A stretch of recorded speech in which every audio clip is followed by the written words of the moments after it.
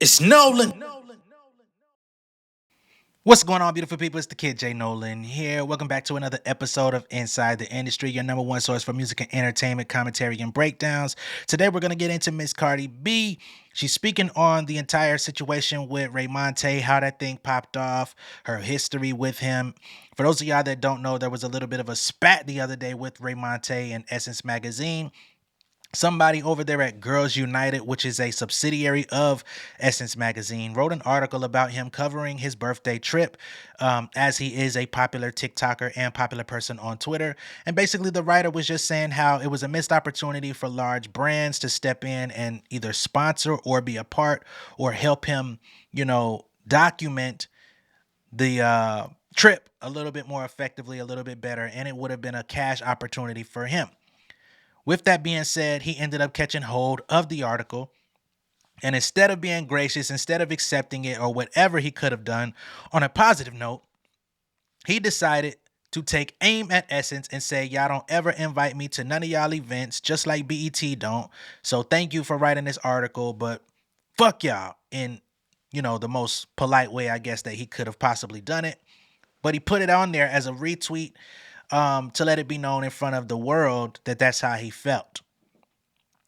As people approached him to tell him about himself and say maybe he was just not worthy or maybe he was too ghetto to get that sort of endorsement or sponsorship from companies and brands like Essence, he decided to come out and talk about Cardi B. He threw her in the mix saying she's extremely ghetto. She's way more ghetto, greasy, raunchy than him. And she's gotten a lot of brand deals, a lot of sponsorships, a lot of success. And he's not understanding why somebody such as her gets to be quote unquote ghetto and successful, but it just doesn't work in his favor. He made reference to colorism. He basically called Cardi B Mexican. He did a lot of different things that were extremely questionable, and Cardi B ended up engaging with him in a Twitter spat. They went back and forth. If you want to get all of the details and all of the minutia on that, you could go back and watch my actual video of that encounter. We're not going to do that, but I'm just giving y'all a quick refresher course for anybody who's seeing this video without knowing all of the details, giving y'all just a synopsis, paraphrase version, abridged, if you will. But today, or yesterday rather, Cardi B came out, went live on Instagram or TikTok. It looks like TikTok with all of the little emojis and emoticons and stuff that went on her. She went live talking to the fans, and she basically explained in detail, number one, why it was triggering that Raymonte brought her up, why she jumped into the conversation, and why she took offense to certain things that he was saying.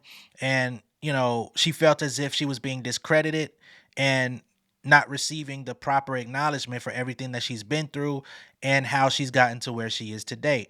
In my original video, I talked about some of that myself. I tried to let it be known, Cardi B, she came out. She said it. She became social media famous in 2014. In 2016, it was her first brand deal with Fashion Nova. She was getting paid $200 per post. If somebody were to approach Cardi B with a $200 endorsement today, we all know that shit would get shut down before it even got there. The spam blocker would get sensitive. So, yeah, she's not with nobody coming to her trying to take something out of her credit because of colorism or because she's a Hispanic woman or whatever the case may be. You get what I'm saying? So that's just the quick version. Again, Cardi came out and let it be known herself. So I'm going to actually let her speak her mind, and we're going to tune in for it. All right? He hit me up on DM saying like, "Yo, I be feeling bad because I do be feeling like people be dragging you a lot, and please don't let people overwhelm you and make you want to commit suicide. You're that like it's that when he hit me up on DM and said that after we had a whole argument a couple of months ago about something dumb, I shit really meant a lot to me because I was in a very vulnerable state, and like right now I feel like I'm in a vulnerable space, but I'm a little bit stronger. So it's like, damn, if you know that people drag me about this topic all the time, why did you bring me up as collateral to prove your point? You know my trigger points. Like you literally mentioned my name. You could have mentioned Brandon Rock. You could have mentioned so many people, but you brought my name so I could get dragged down because people be playing in your face just like they played in my face years ago when I was in your position. And yes, I had to respond because it's like, yo, why are you playing with me like that? What I did to you? Why you did that to me? And it's like, oh, I didn't mean to get you dragged. I didn't this and that. But you know that I get dragged about this topic every single 8 months. I get dragged about this topic. So you know exactly what you was doing, bringing my name up. So I'm glad I said what I had to say. I know I'm gonna get dragged down again, but I don't give a. I'm tired of standing up for myself. I'm tired of y'all bringing my name up. Y'all could have bring everybody else, but of course y'all gotta break the big brim. Tired of it. Leave me the alone. Stop trying to gaslight me. Stop trying to act dense. Stop trying to trying to twist words on why. But why do Cardi feel offended? Why the fuck y'all disturbing me on a Wednesday? Hey, you know not to say that. All right, so that's Cardi basically letting it be known about her history with Raymonte, how they had some sort of dispute or argument a couple of months ago, how it was triggering for him to bring her up because they already had their own issues and they mended things when she was going through that period where she said she was feeling, suicidal or feeling like she didn't want to be here or all of those different things. When she was in a very emotional state, he reached out and I guess extended an olive branch so she felt like they were good. Then all of a sudden he throws her under the bus in order to try to uplift himself and make himself look good when things aren't going his way. So she felt some type of way about that and decided to, if this is the issue you want, I got 100 pages for you in the magazine. So that's how that went.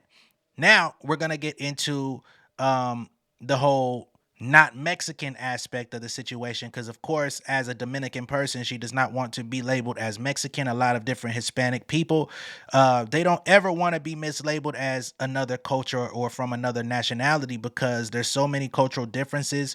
There's different wars, different beefs and stuff that date back centuries and ages that shouldn't be crossed, when it comes to respecting their grounds. So let's get into Cardi B and why she felt like him calling her Mexican was a big deal. All right. Y'all bear with me for a second. I feel offended that people call me Mexican and stuff because I'm not Mexican. I'm not Mexican. My nationalities, my nationalities don't have the same cultures. We speak the same language. We have different dialects. We don't eat the same food. We don't eat the same nothing. Call a Nigerian Ghanaian. Call a Haitian a Haitian Jamaican. Call a Jamaican a Haitian. Call a Guyanese a Trini. And you tell me how they gonna feel. You tell me how they gonna feel. And not only do y'all and stop playing with me because y'all know that I'm not Mexican. And y'all do that shit to irritate me. And not only do y'all don't call me a Mexican, y'all call me a dirty Mexican. So of course I'm gonna defend myself every single time you guys do it. You're not gonna keep erasing my nationalities. You're not gonna keep erasing how I am. And first of all, I never in my life growing up did I ever heard anybody call me a Mexican. So it's like, how the fuck? When I was coming up, y'all wasn't calling me that, but now y'all do call me that. So it's like, yeah, I'm gonna say something about it because it's like that's not my nationality. That's not what I am. Respect my shit. Like, yeah, everybody wants to get their respected. Stop doing that. I wish I was fucking Mexican so I could have the cartel chop y'all fucking fingers off whenever the fuck I want to. Honey, if I was Mexican, you know how the poor I would fucking be having in Jalisco, honey. Will be chopped up in a motherfucking river. Y'all lucky I ain't Mexican. Yeah. Come on out, floor. Yeah. Put me the cowboy hat right now. Put me the cowboy hat right now. Come on out, floor. Y'all done got us started. So that's her explaining why the Mexican commentary is offensive. People calling her dirty Mexican. I've definitely seen that traveling across the the internets, the interwebs. I saw some people that have tried to say that Megan Thee Stallion once called her that in some coded diss back in the G. You know what I'm saying? I don't know that to be true, but I wasn't really paying attention to all of the, during that period when Megan was coming up. I wasn't all that clued in as I am today, right? I was just a regular civilian out here just making music and living my life, trying to figure things out. So I'm not gonna delve into the past for things that I didn't see. Now, there's also another clip because she didn't just stop there, right? where she goes and addresses um, her journey into getting brand deals and how, you know, she's been able to maneuver and learn the ways to secure money. You know what I'm saying? And at the core, she basically describes the fact that she's a hustler. She knows how to go out and get it. And whether you want to say it's colorism or whatever, she's saying there's people that's light skinned, dark skinned, etc., no matter what they look like, that can't do the stuff that she's done. So you can't really pigeonhole her into that specific bracket when at the end of the day, people are coming to Cardi B because they want the Cardi B experience. They want the Cardi B cosign. They want the Cardi B money that she brings in, and that's why she gets the big bucks. So I'm going to go ahead and pull up her talking about that. You feel me? Let me tell you something. There's a lot of artists that are light skinned. There's a lot of artists that are dark skinned. They don't get the deals that I get. You want to know why? Because a lot of are not. They just don't know how to market themselves. They're just not smart enough. And it's not even about smart enough. It's just like I have been hustling for so many years. I worked in a strip club. I feel like I know the etiquette to make money. Or maybe I'm just born with it. Like it's just like Snoop Dogg. Since want to say that it's like I'm a gangbanger ghetto. Guess what? Snoop Dogg is a gangster crib. And guess what? He get the best brand deals because we know how to brand ourselves. We know how to make money. We know how to tone our. When I go to a meeting and everything, I'm funny. Hey, nice to meet you. This and that. All right, so let me tell you something. When I go to a meeting, to a brand, you know what I do? I bring my papers in. I bring my papers like it's like, hey, yo, look. My stories, if I put a story up right now, I get 3 to 6 million views depending on what I do. Look how many engagements I get in a month. Hey, I just did a deal with this brand. Look how much money I brought this brand. I brought this brand $1 million in a week. What's up? What's up? I want to get paid this, and that. When you go to these brands, you need to come and show these people your numbers. Everybody see behind the scenes. Everybody sees like, damn. Oh, well, Cardi getting all these brand deals, this and that. Yeah, because I know my worth. So when I go to these meetings, I show these people my worth. Because I got tired of getting played so much. It was not easy for me. It was never easy for me. And it got a little bit easier when I became a real artist. When I became an artist that people took seriously. When I was the influencer, people didn't give a one about me. I had millions of followers, and I was getting played in my face all the time. To be honest with you, it's just the truth. When you an influencer, you just gotta. These brands be thinking that you need them, so they're gonna give you the minimum. That is a mother effing fact. Let me go ahead and get Cardi off the screen and get back into my normal slide. Y'all give me just a second for that.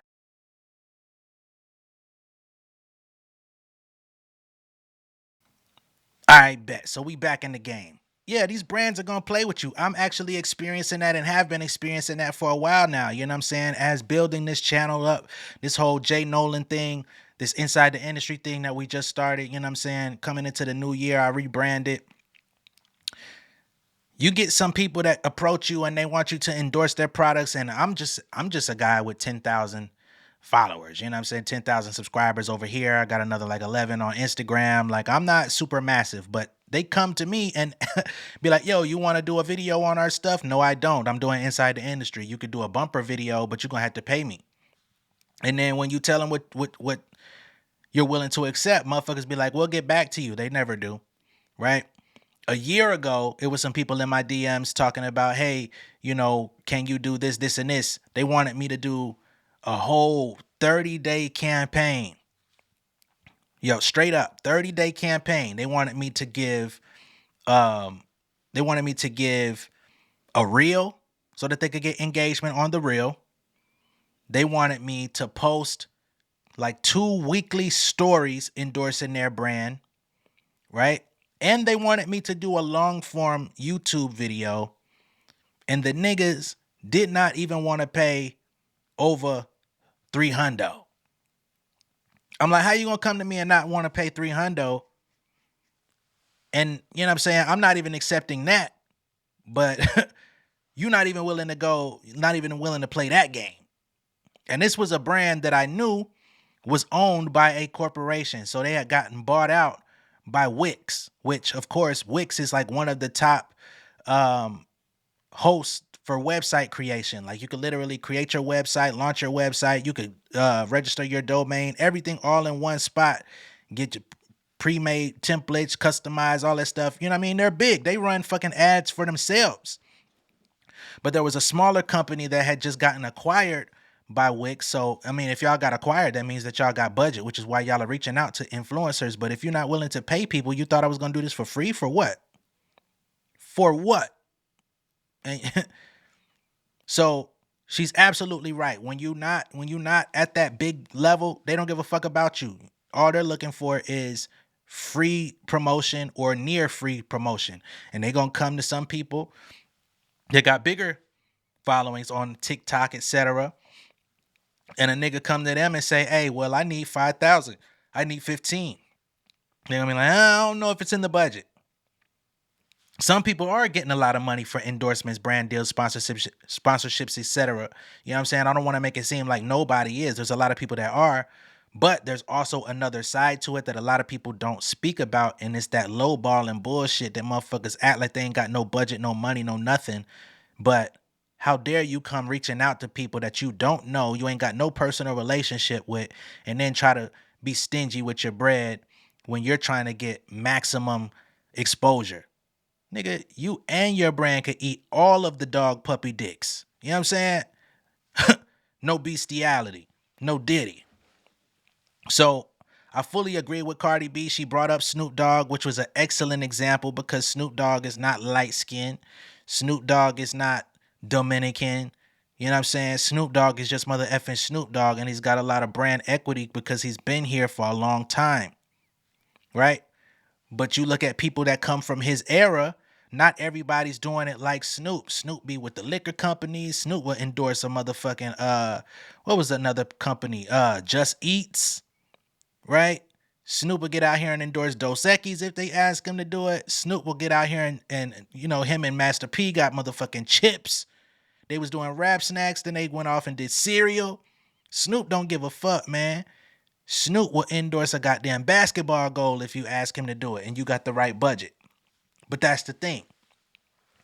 When you're in a position of power, you get to say yes and or no, right? So for somebody like a Raymonte, instead of being mad or angry because somebody's not reaching out to you, you might need to try to find representation. You might need to hire a publicist. You might need to clean up your act. I didn't even know that you post fight videos of yourself being in scuffles with people. Yeah, that would be the first thing that has to come down. So I totally understand where she's coming from. And I know that there's going to be some people that are from other fandoms that is going to be in the comments talking about, see, you never say anything negative about Cardi B. Go back a few videos. You know what I'm saying? Go back a few videos. I'm always critical of everyone. But when you're right, you're right. When you're wrong, you're wrong. I'm going to stand all 10 toes down when I say what I say because I'm going to put thought to what the fuck it is that I'm saying. I don't see how anybody could have listened to this video and felt like she was unjustly um, speaking on this situation. You know what I'm saying? So hopefully Raymonte gets his life together. Hopefully he can, you know, over the course of the next 6 to 8 months or a year, take inventory on the things that he needs to improve on. You know, try to scrub the net of some of the older stuff. I mean, the internet is forever. People got screenshots, people got video recordings, screen recordings, and whatever. But as long as it's not coming from your account, you need to figure out a way to get all that shit taken down. If it's negative, if it puts you in that so-called ghetto light, if it puts you in the space where niggas is like, not gonna touch him with a 10-foot pole, no diddy, then that's what it is. But if you're gonna spend your life out here blaming motherfuckers and trying to scrounge and pull somebody else down to lift yourself up to make you look good, all that really says is you don't look all that good, right? If you gotta try to force somebody else to look at them like they're less than or ugly just so that you can stand up to the competition, nah, that's not it. And I say that to anyone, right? So That's pretty much my assessment of the situation. Let me know what y'all think of all of this down below in the comments. Be sure to like and share this video. Shout out to all my insiders. Shout out to all my Cash App crew.